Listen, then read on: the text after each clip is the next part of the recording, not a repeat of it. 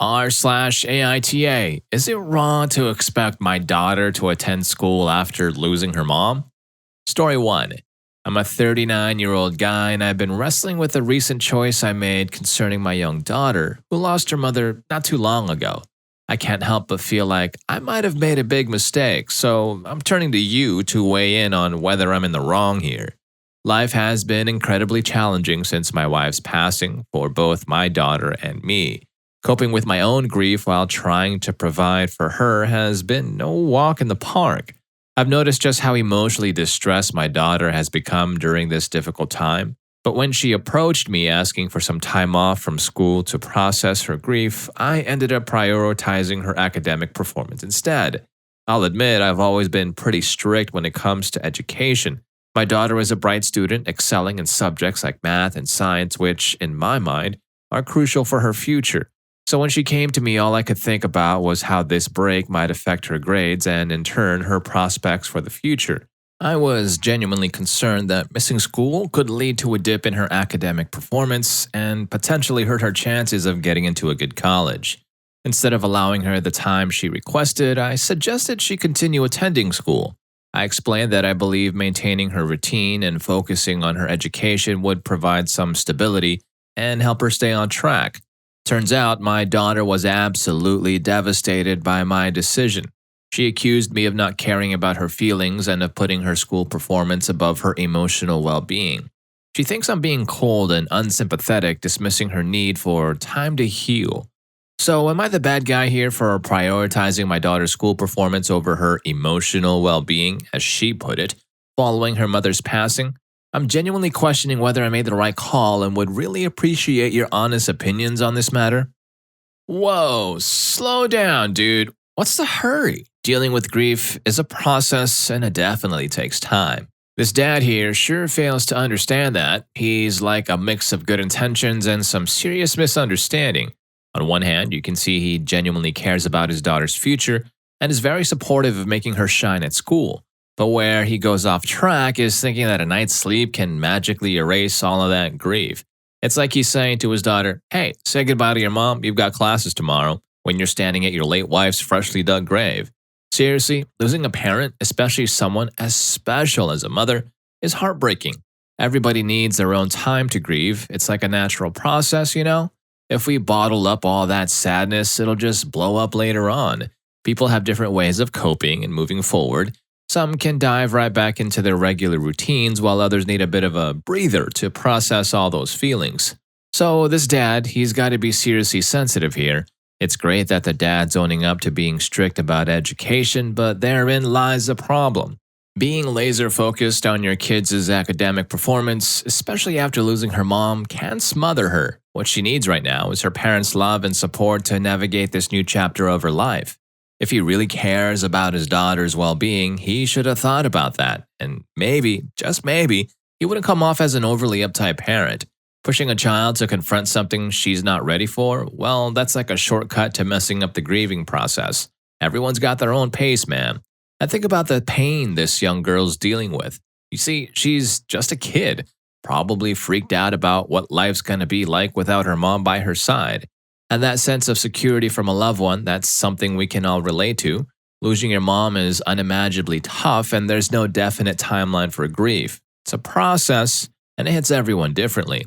Now, this dad totally dropped the ball by not just really listening to his daughter, but when she said she needed time to adjust, instead of making her go to school, he could have sat down and had a heart-to-heart, not as the parent calling the shots, but as a friend who really cares about her feelings. Let her spill her emotions without judgment and really hear her out. Sometimes kids just need a parent who's there to reassure them that they're in it together. Grief's got this knack for clouding your mind, and if you don't address it, you might lose focus on what you do. The girl's head and heart might not be ready for the classroom just yet. She might be struggling with a blow to her self-esteem, and going back to school after a loss can stir up a lot of emotions. Burying herself in books and whatnot won't patch up that heartache. It might even make things worse. Some folks find school a respite from family grief, but for most, especially when a parent left such a big mark on your heart, it's not the case. An extra time at home can't go on forever, but it's not something to brush under the rug either. Instead of pushing her back to school, a loving parent would get that she needs more time and more protection from life's rough edges. It's not spoiling her, it's tuning in to what she truly needs during this low point in her life and trying to dial down that pain even just a little bit. The dad could have just given the school a heads up about their family situation, and by cluing them in, the school might have been more understanding and even set her up with some evaluation and counseling if needed. Getting the kid's teacher in on this chat could have been a good move too, because they play a big role in helping a grieving child ease back into the school scene. Remember that life's not all about grades and routines, especially in the face of such a heavy loss. Parents need to be patient with their grieving kids. Acknowledge that their world's been shaken to the core and they need your love and support more than ever. All these kids want is to feel normal, and losing a parent can make them feel anything but that. I seriously hope the daughter doesn't beat herself up too much about school. I mean, she's not going to fall behind by taking some time off. She's just doing what she needs to do to heal. Plenty of others have faced similar challenges and come out the other side stronger. By letting his daughter process her emotions, her dad is teaching her to be a resilient and brave young woman. They'll get through the mother's passing, one step at a time. Oh my God! What is that?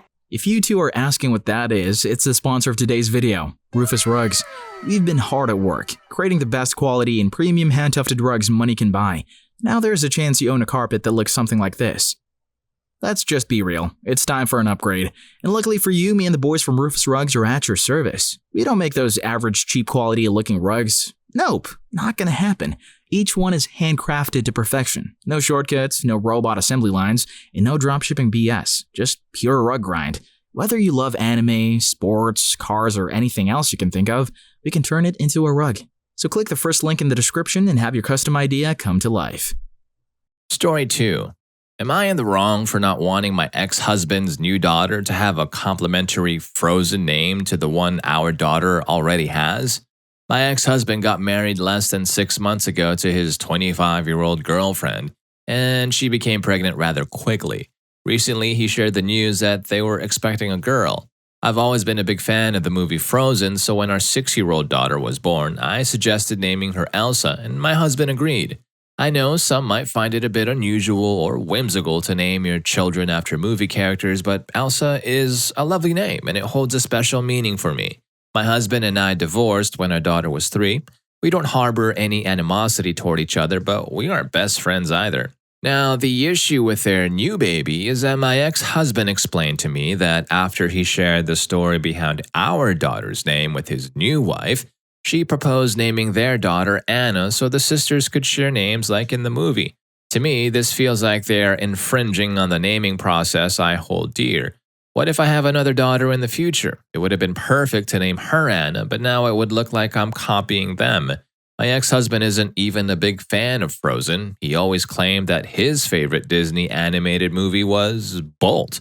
I'm not sure if his new wife even likes Frozen, but I'm certain she doesn't adore it as much as I do.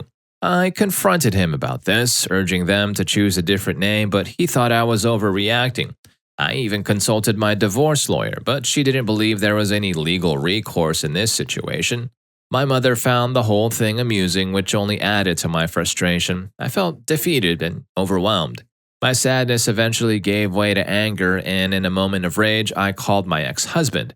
I threatened that if they insisted on using the name Anna, I would do everything in my power to sabotage the relationship between our daughter and theirs, making sure they wouldn't become like real sisters, much like Elsa and Anna. He became furious and said hurtful things in return. Almost immediately, I regretted what I had said. It wasn't true. I would never actually do anything to harm our children's relationships. This situation has taken a toll on me, and now my ex-husband is also very upset. While I believe I'm right in asserting why they shouldn't use that name, I was wrong to threaten their relationship. I want to continue pushing for them to choose a different name, but I don't want to go too far. Oh, I think someone here can't really let it go, eh? My apologies to this woman, but the way she tells this story sounds really salty to me. Like when she said her ex remarried and added she became pregnant rather quickly at the end. Well, they did tie the knot, so isn't that how things usually go? Anyway, to prevent her saltiness even further, the ex-wife resisted the new wife's plan to name the baby Anna. Now, let me just say, paying homage to the beloved movie Frozen is heartwarming, and yes, we all have the freedom of expression. However, it's also our responsibility to assess whether our ideas are rational, or if they lean more towards wanting to create chaos. In the ex-wife's case, I believe it's the latter.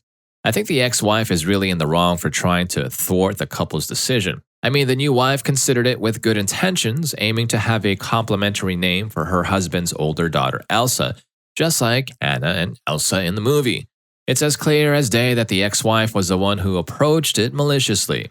She went from salty to vicious when she desperately threatened her ex-husband of sabotaging their children's future relationship. Seriously, that's as cold as Elsa's ice palace. Instead of arguing like that, she could have opted for a warm and friendly conversation with her ex-husband about her feelings and concerns. I mean, the estranged stepsisters Elsa and Anna sure wouldn't benefit from that. It sounds like she's really agitated about not having the freedom to name her next child Anna. But really, no one told her she couldn't do it, right? I mean, not even Disney has copyrights over names, so anyone can use them. So, hey ex-wife, Frozen names are not your exclusive kingdom. It's understandable that she has a strong attachment to the names of the Frozen sisters. However, even if she is emotional, she should really think it through carefully and not let her emotions take over like a snowstorm. Naming a child is a private matter, so the couple doesn't have to ask for her approval. While her concerns about future naming options are valid, it's important to remember that names are just one aspect of a child's identity, and there are countless names to choose from in the kingdom of Arendelle. Like, what's in a name, right? It's a small thing. I don't understand why the ex-wife is so mad about it. I bet the ex-wife still hasn't entirely moved on from their divorce. Since she's fond of Frozen, she should have chosen and known the lyrics of the song by heart. I'm never going back. The past is in the past, right? Well, we don't know the circumstances during their past relationship with the ex-husband. But what I do know is that, regardless of whether the divorce is bad or was bad or not, it's best for the parents not to involve their children in the whole mess. The wife certainly failed to see the warm part in her daughter having a stepsister with a name complementary to her own. It's like a step towards strengthening their bond and perhaps a door to reconciliation and friendship between the ex and the new wife. It's sad to think that someone can become so unreasonable over a name. A true fan of Frozen would even think about how awesome it would be for the stepsisters to bear the same names. You know, Elsa and Anna, sisters who are always together in their hearts, even when apart. Anyway, it's nice to know that the ex-wife acknowledged that making threats is not a healthy way to address the issue, as she did in the heat of the moment. The next step to take is to apologize to her ex-husband for the icy threat and reassure him of her commitment to her children's well-being. She has to really let it go and respect their boundaries and not lock her dear Elsa in an ice fortress. Here's hoping the ex-wife tones down the saltiness and respects her ex-husband's decision. Instead of arguing over the children's names, they should be focusing on moving on and giving the best to their children. Story 3. Am I the bad guy for giving my daughter's room to my stepdaughter? So 8 years ago, my life took a significant turn when I discovered my husband was having a long-term affair with a coworker. We shared a daughter, Leela, who was just 10 years old at the time, and our divorce marked the beginning of a complex journey of co-parenting. My ex-husband and I had split custody, and as life would have it, both of us moved on to new chapters. He married his coworker, while I found love again and married my now husband, Miles, 4 years ago. Miles had a daughter named Emma who was a year younger than Leela. Our blended family started to take shape. This year, Leela started university, which is a significant milestone in her life. Coincidentally, her father also relocated to a different city. Given that his new house was conveniently close to her new campus, it made sense for us to consider her living with him. This decision was financially sound, but it also meant that I would see less of my beloved daughter. I'll admit to feeling a tinge of disappointment and perhaps a touch of jealousy, knowing that her father would be living with her while my interactions with her would be more limited. However, I also understood that this arrangement was in Leela's best interest, so I wholeheartedly supported it. Leela moved in January, and up until now, everything seemed to be going smoothly when she came back to visit during the holidays. Our home, a comfortable 3-bedroom house that Miles and I bought together, was arranged in such a way that all the bedrooms had walk-in robes, but only 2 of them had en-suites. Miles and I naturally took one of those en-suites while Leela claimed the other due to her older age, and Emma didn't mind. However, once Leela moved out, Emma approached me with a request. She asked if it would be possible for her and Leela to switch rooms. Her reasoning was that she would be living in our town for her apprenticeship for several years to come, whereas Leela would be visiting only occasionally. Considering the practicality of this request, I agreed to the room swap, thinking it was a reasonable decision that would optimize space and comfort in our home. However, things took an unexpected turn when Leela returned home a few days ago and discovered the room swap. She was visibly upset and questioned my decision. Accusations began to fly, with her believing that I favored Emma over my own daughter, that I was neglecting her since she had moved out, and that I was perhaps even glad to have Emma all to myself. Her outburst happened in front of everyone, and I could sense Emma's embarrassment. In the heat of the moment, Leela decided to stay at a motel for the night, rejecting my attempts at communication. The next day, she returned, offering an apology for her earlier behavior and proposing that we revert the rooms to their previous arrangement. I explained my rationale for the swap, emphasizing that it made sense given the circumstances, but this only led to her leaving again, presumably to her father's place. That evening, her father called me, voicing his disapproval and accusing me of showing favoritism toward Emma. I was taken aback by this unexpected backlash.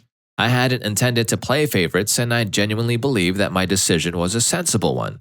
Nevertheless, the criticism has left me questioning my actions and whether I might have been in the wrong. For context, when Leela moved out, she took all of her personal belongings with her, leaving behind just empty furniture. There was no invasion of her privacy or personal space, as everything was already vacant. It's important to note that I didn't consciously withhold information from her about the room switch. I really didn't consider it a significant issue, and given our busy lives, it slipped my mind to mention it. Since then, Leela and I have had a heart-to-heart conversation, allowing us both to express our feelings. I apologize for not informing her about the room change, recognizing that it wasn't fair for her to find out that way. In turn, Leela admitted that her initial outburst was influenced by the pressure she was facing at school and her fears that Emma might replace her. We've since cleared the air regarding the bedroom situation, and we're planning a weekend getaway to spend some quality time together. I appreciate all the advice and support from everyone. It seems like the mom here accidentally forgot about the importance of privacy rules within the family's living space. You know how bedrooms are, right? There are private sanctuaries where we can be ourselves. We decorate them according to our tastes and control who enters our domain. It's where we kick back, express ourselves, and just chill, solo. Most importantly, our rooms spill the tea on our interests, hobbies, habits, and how we're essentially growing up. So when someone suddenly decides to swap a room, it's like a major breach of our privacy and personal space. I really get why Leela flipped when her mom did that room swap with Emma without giving her a heads up. To avoid this kind of situation, it would have been better if the mom talked to Leela first and considered her feelings.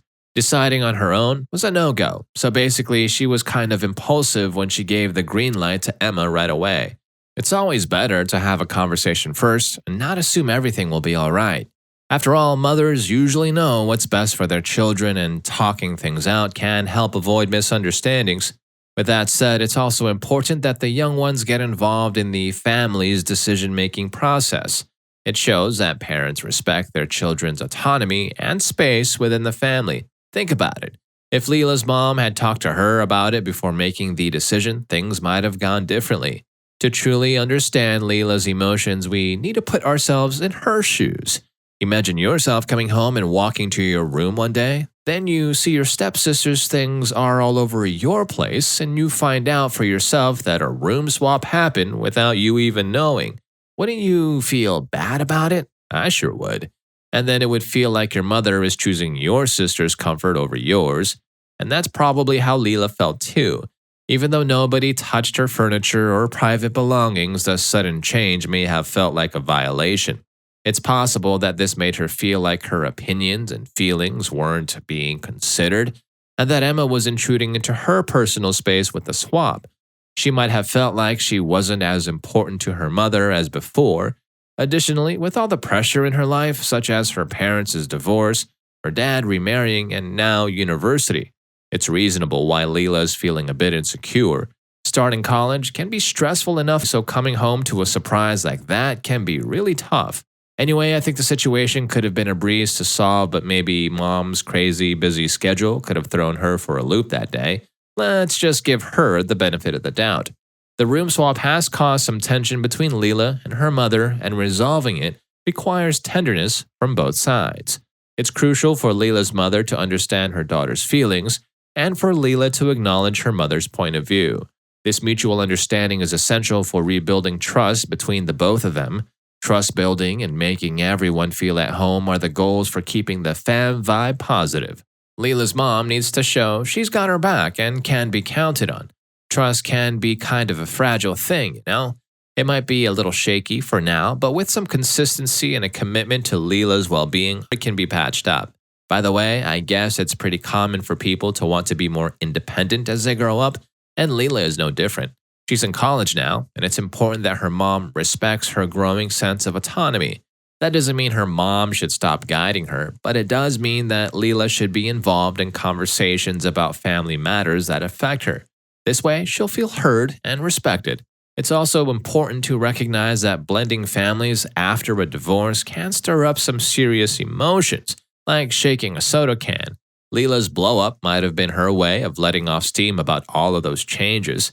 To address the issue, efforts to improve communication within the family are vital. While the heart-to-heart conversation between Leela and her mother was a positive step, it should not be a one-time thing. They got to keep the communication lines open and support each other. It's all about making sure everyone's on the same page and nobody feels left out. This reminds us that families need to be tight-knit. You've got to respect each other's feelings and perspectives before making moves that shake things up. It's all about keeping it real and avoiding misunderstandings. Maybe alongside their vacation, they can have a family meeting to discuss their needs and preferences regarding the living space. It's not just about the rooms or privacy per se. It's about giving each other emotional backup. By recognizing and validating each other's feelings, they can rebuild trust and strengthen their bonds. Moving forward, it's also important for the mother to prioritize supporting Leela during her university experience. It's a big deal for her. This is a significant milestone in her life, and reassurance of her special place within the family is essential. Bottom line, it's a reminder that in any family, communication is very important. We might face challenges, but if we commit to respecting each other and talking things out, we can overcome any obstacle and grow stronger than before. Alright, hey there. If you stuck with us all the way up until here at the end, I bet you'll also like rSlashProRevenge. Just unload around me. Story 2 really cracked me up, and I'll see you there.